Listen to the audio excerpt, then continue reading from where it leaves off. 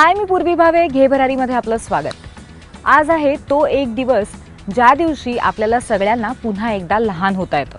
हो, कारण आज आहे बालदिन. आज बालदिनाच्या निमित्ताने आपण थोड्याशा वेगळ्या पद्धतीने हा एपिसोड साजरा करणार आहोत. आपलं बालपण आणि आत्ताच्या मुलांचं बालपण याच्यामध्ये खूप फरक आहे. आपल्या लहानपणी आपण असे खेळ खेळायचो जे लहान मुलांना आत्ता माहितीच नाहीयेत, किंवा आत्ताची लहान मुलं अशा काही गोष्टी करतात ज्याने आपणही आश्चर्यचकित होऊ शकतो. म्हणूनच आज आपण दोन पिढ्यांचा संगम करण्याचा या एपिसोडमध्ये प्रयत्न करणार आहोत. आत्ताचं बालपण समजून घेणार आहोत आणि त्याचबरोबर आत्ताच्या लहान मुलांना आपल्या बालपणीची आठवण करून देणार आहोत. तेव्हा सुरुवात करूया या विशेष भागाला.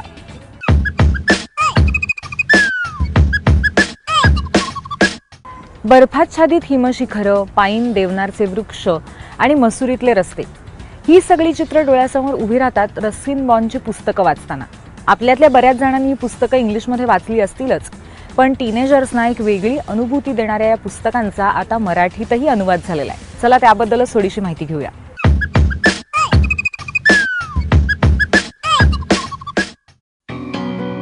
मराठी प्रकाशन विश्वातलं एक अग्रणी नाव म्हणजे रोहन प्रकाशन. फेलुदा, डॉक्टर APJ अब्दुल कलाम अशी पुस्तकं करत किशोरवयीन वाचकांना भरपूर खाद्य रोहनकडून दिलं गेलंय. आणि आता तर किशोर वयातल्या मुलांबरोबरच प्रत्येक जाणकार वाचकालाही आवडतील अशा रस्किन बॉन्डच्या कथांचा संच रोहननं प्रकाशित केलाय. गेली 5 वर्ष आम्ही सातत्याने हा प्रयत्न करतोय की किशोरांसाठी आपण काहीतरी चांगलं निर्माण करावं, काहीतरी कॉन्ट्रीब्युशन करावं.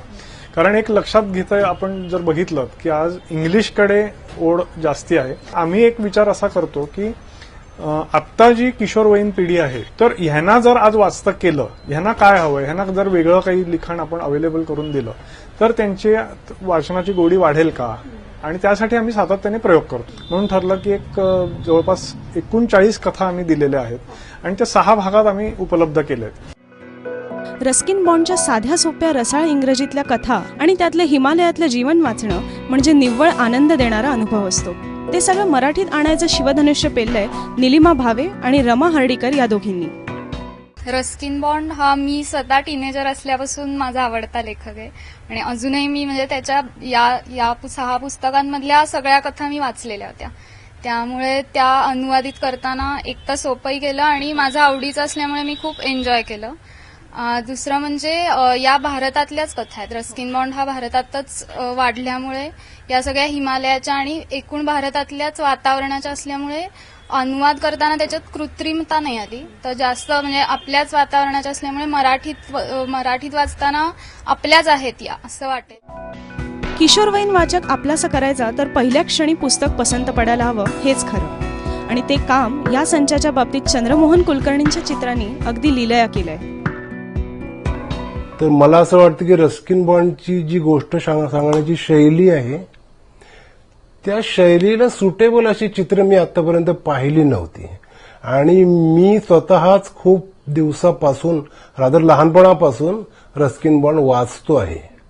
मनात ते कुठेतरी आपल्या असतं की ह्या लेखकासाठी आपल्याला काम करायला मिळालं तर बरं होईल, आणि ही संधी मला रोहन प्रकाशनाने दिली, त्यामुळे मी खूपच खुश झालो.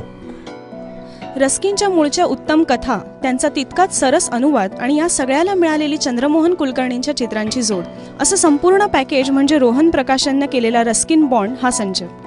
या बालदिनानिमित्त तुमच्या घरच्या छोट्या वाचकांना यासारखं उत्तम गिफ्ट दुसरं नसेल हे नक्की.